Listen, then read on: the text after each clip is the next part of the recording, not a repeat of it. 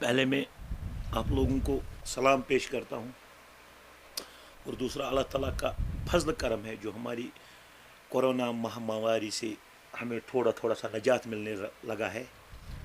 अल्लाह ताला का हम शुक्र अदा करते हैं कि उन्होंने इस महामारी से हमें निजात दिया और इंशाल्लाह जल्दी यहाँ पे फिर से एक दुनिया एक कायम दायम चलता रहेगा। शुक्रिया आप लोगों का। मैं आज गवर्नमेंट ऑफ इंडिया से अपने लेफ्टिनेंट गवर्नर साहब से, मेरी हैसियत नहीं है मैं उनसे अपील करूं, अपने एडमिनिस्ट्रेशन से जो भी कमिश्नर सेक्रेटरी हजरात है और रूरल डेवलपमेंट के डायरेक्टर है, पहले ये कह रहे थे कि यहाँ पे हम बेरोज़गारी ख़त्म करेंगे। कश्मीर में बहुत ज़्यादा बेरोज़गारी है, कोई काम धंधा नहीं है, कुछ नहीं है, तो हम इस बेरोज़गारी को ख़त्म करेंगे। मगर ये तो ख़त्म करने के बजाय बेरोज़गारी को बढ़ा रहे हैं। वो कैसे कि रूरल डेवलपमेंट एक छोटा सा महकम है जिसमें नरेगा लोगों के लिए काम होते थे, गरीब लोगों के लिए काम होते थे, जो गाँव के देहात के गरीब लड़के थे, जो पढ़े लिखे बेरोज़गार थे, उनके लिए काम होते थे। उसको उन्होंने अब चेंज कर दिया। अब डी क्लास ठेकेदार को वो ठेके दिए जाएंगे। पहले मेरे सोच समझ में नहीं आ रहा है कि एक तो मज़दूरों के लिए नरेगा पैसा है, दूसरा जो वहाँ 50 FC था, 40 FC है, वो तो गाँव के डेवलपमेंट के लिए था। तो अभी बाहर से उसको भी ठेकेदार आएंगे, डी क्लास ठेकेदार। तो ये क्या कर रहे हैं? इनको क्या समझ आ रहा है कि अगर ये गरीब लोगों का पैसा है, गरीब लोग जो बेरोज़गार लोग वहाँ जवान काम कर रहे थे, ये उन जवानों को क्यों अब शिकार बना रहे हैं कि कल वो खुदकशी करे, ड्रग्स पिए और कोई बुरे काम करे, चोरी करे।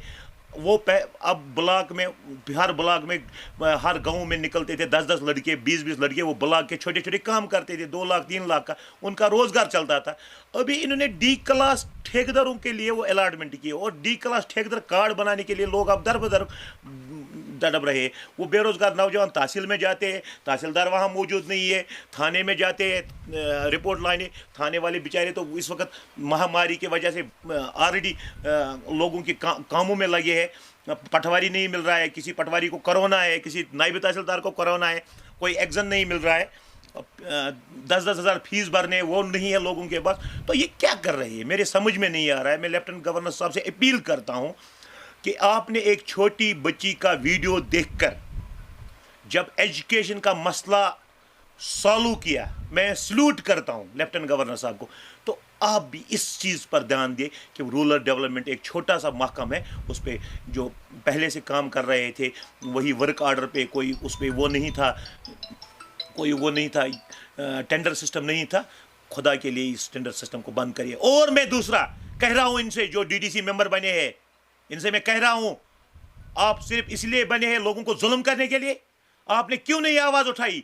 जब आपने DC साहब से आपकी मीटिंग हुई तो आपने मीटिंग में वो क्यों नहीं उठाया वो मसला? अगर आपने लोगों से वादा किया है, मैंने भी DDC इलेक्शन लिए लड़ा है, कुछ वोटों से मैंने हारा है, मगर हमने लोगों से वादा किया था कि हम आपके मसले को उठाएंगे। अगर ये मसला DC साहब के मीटिंग में हुआ, वहां बशीर अहमद खान साहब थे, हमारे एडवाइजर, जो रूरल डेवलपमेंट के एडवाइजर है, उसके साथ ये मसला इन्होंने क्यों नहीं उठाया? क्या कर रहे हैं DDC? ये तो बड़े बड़े दावा दे रहे हैं। अब तो बिजली वालों अभी ट्रांसफार्मर कहीं नहीं लगा सकते। दूसरी बात है, रफियाबाद में आप देखो क्या हो रहा है हमारी संग्रामा नीचे बेल्ट को। रफियाबाद में देखो 5 किलोमीटर तेल मैगडम बिछाया गया है। जंगीर में देखो, बांडीपोरा में देखो, बारामूला उड़ी में देखो, वोगुरा में देखो, पटन में देखो, 5-5 किलोमीटर मैगडम बिछाया गया है। और हमारे इलाके में अभी तक 1 किलोमीटर मैगडम नहीं बिछाया गया है। हमें क्यों नहीं वो 5 किलोमीटर मिले? क्या हम सतीले माँ के हैं? हम पाकिस्तान में रहते हैं? क्या हम हिंदुस्तान के हिस्सा नहीं है?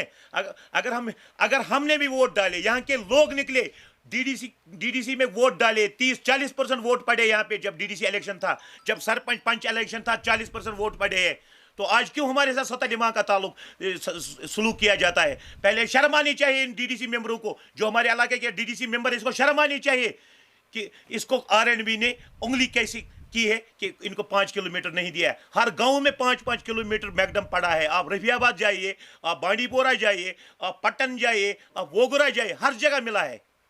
ये शर्म है इनके लिए। मैं कल रोड से तारजुआ जा रहा था, मुझे एक बूढ़ी माँ ने हाथ दिया है। میں نے بولا بوڑھی ماں کہاں جا رہی ہے؟ بول رہا ہے کہ مجھے سوپور میں آدھار کارڈ بنانا ہے. کس لیے؟ مجھے چاول نہیں مل رہا ہے. آدھار کارڈ کے لیے ابھی ہمیں وہ وہ بندہ ہی نہیں مل رہا ہے جو آدھار کارڈ بنائے گا, اور آدھار کارڈ کے بغیر آپ کو چاول نہیں ملے گا. اس وقت لوگ فاقہ کشی پہ مجبور ہے. لوگوں کے پاس شام کر چاول نہیں ہے اور لوگوں کو نوالا چھین رہے ہیں.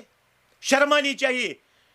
سیکٹریٹ میں بیٹھ کے یہ فیصلہ کرتے ہیں اور ہمارے ڈی ڈی سی ممبر اس پہ سائن کرتے ہیں. میں ان ڈی ڈی سی ممبروں کو چیلنج کرتا ہوں کہ اگر آپ لوگ اس پہ قدم نہیں اٹھائیں گے, میں ہائی کورٹ میں جا کے اس کے خلاف سٹے لاؤں گا انشاءاللہ, اور ریٹ کروں گا ہائی کورٹ میں. جو بلاک ڈیولپمنٹ میں یہ ٹینڈر سسٹم ہوا ہے اس کے خلاف ریٹ کروں گا ہائی کورٹ میں انشاءاللہ آنے والے دنوں میں. اور دوسری بات میں آپ سے واضح کرنا چاہتا ہوں, سنگراما میں رورل ڈیولپمنٹ کے خلاف بہت سارے ویجیلنس کاموں کو ویجیلنس ہوا ہے اور وہ ویجیلنس نے ابھی تک رپورٹ نہیں بھیجا ہے. میں ویجیلنس کے ڈائریکٹر کو اپیل کرنا چاہتا ہوں, اس کو آپ پھٹوپھٹ جو پنجی پورہ میں ازلا روڈ تو برنکھا روڈ تھا, کرانکشون میں رتر پورہ روڈ تھا, اس پہ اگر ویجیلنس ہوئے, زیارت شریف کا جو فینسنگ یہ تھا گراؤنڈ میں ڈیولپمنٹ تھا وہاں پہ, اس کا ویجیلنس ہوا تھا, ابھی تک ویجیلنس نے اس پہ کوئی کارروائی نہیں کی ہے. اور میں اے سی ڈی بارہمولہ سے اپیل کرتا ہوں کہ جن ٹھیکداروں نے, جن